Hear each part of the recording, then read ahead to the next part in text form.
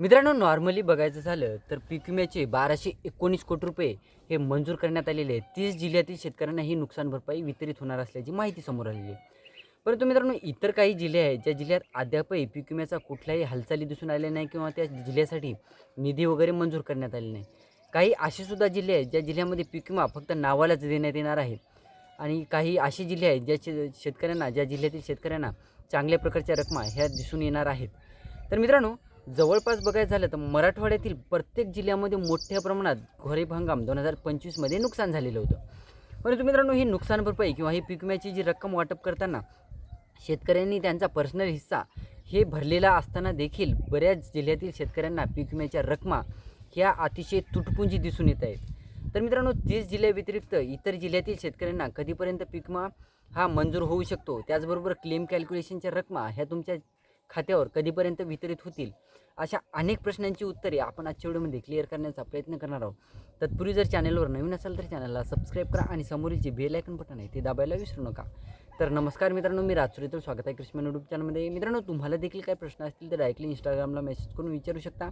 Instagram I D description बॉक्समध्ये दिलेलं आहे. मित्रांनो, इंस्टाग्रामला फक्त काही प्रश्न असतील तेच विचारत जा. काही जण काय म्हणतात मक्याचे भाव काय चालू आहेत, काही जण म्हणत आहेत सोयाबीनचे भाव काय चालू आहेत, असे प्रश्न विचारू नका मित्रांनो. ते प्रश्न तुम्ही तुमच्या जवळच्या जे भुसार वगैरे विक्रेते आहेत तिथे जाऊन तुम्ही विचारू शकता.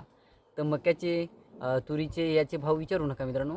काही प्रश्न असतील पीक विम्यासंबंधित, धान बोनसविषयी किंवा इतर जे प्रश्न आहेत तेच विचारत जा. तर मित्रांनो, वळूया आपल्या टॉपिककडे. तर मित्रांनो, नॉर्मली बघायचं झालं तर 1219 कोटी रुपयांचा पीक विमा तर मंजूर झालेला आहे. परंतु एकट्या नांदेड जिल्ह्यासाठी 813 कोटी रुपये मंजूर करण्यात आलेले आहेत. म्हणजे मराठवाड्यातील प्रत्येक जिल्ह्यामध्ये मोठ्या प्रमाणात नुकसान झालेलं आहे खरीप हंगाम 2025मध्ये. परंतु मित्रांनो, एकट्या नांदेड जिल्ह्यासाठी 813 कोटी रुपये हे मंजूर झालेले आहेत.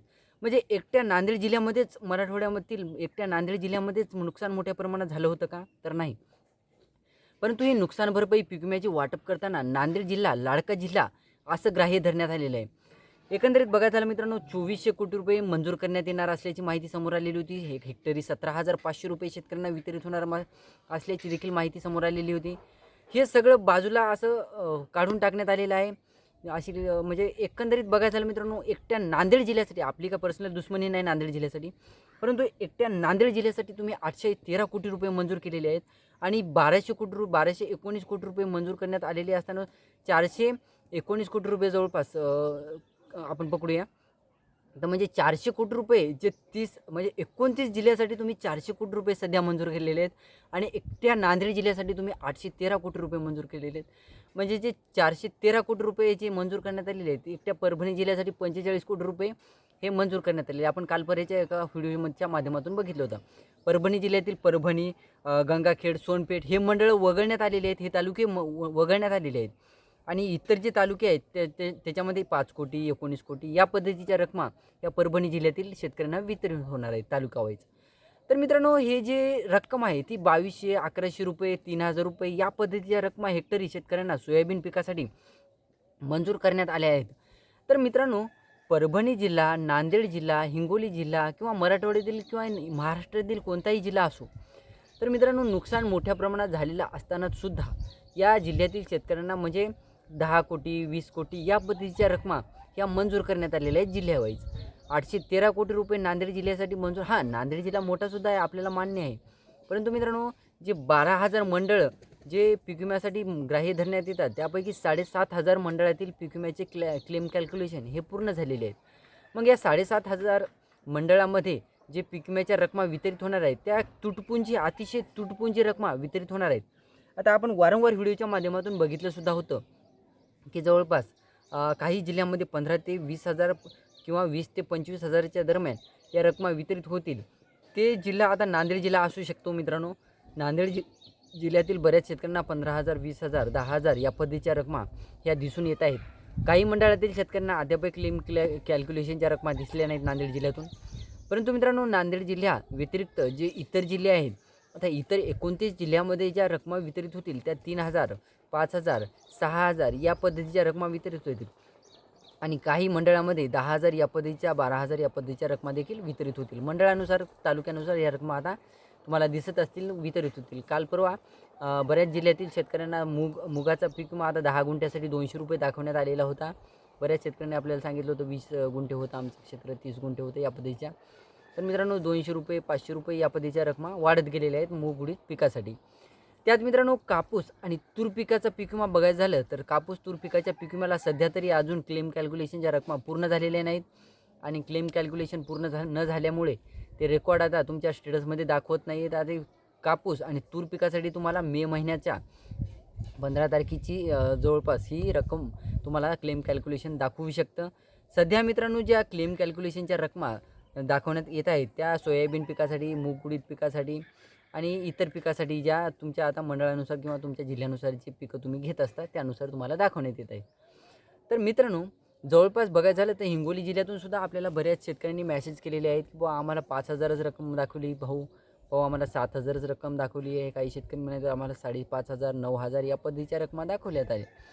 तर मित्रांनो जे नुकसान झालेलं होतं त्या नुकसानीच्या बेसिसवर या रकमा तुम्हाला खरंच आता शेतकरी हिस्सा 900 रुपये 1100 रुपये हेक्टरी या पद्धतीच्या रकमा शेतकऱ्यांनी त्यांचा हिस्सा भरलेला होता. पण नॉर्मली बघायचं झालं मित्रांनो नांदेड जिल्ह्यासाठी एवढी रक्कम मोठी रक्कम जी वितरित होणार आहे ती तेवढ्या जी रक्कम आहे आता 2400 कोटी रुपयांचा पीक विमा जे शेतकऱ्यांसाठी वितरित होणार आहे. परंतु मित्रांनो एक्झॅक्ट 2400 कोटी रुपये खरंच आता वितरित होतील का?